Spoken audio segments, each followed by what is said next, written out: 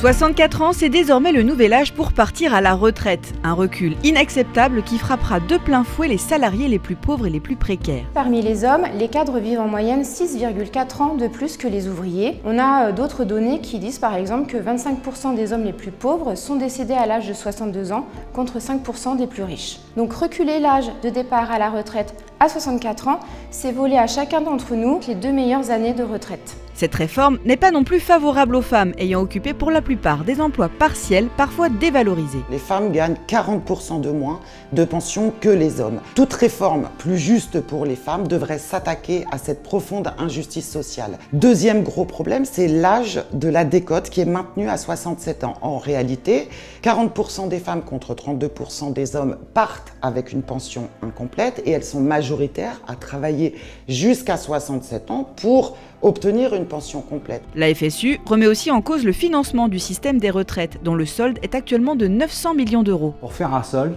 il faut regarder les recettes et les dépenses.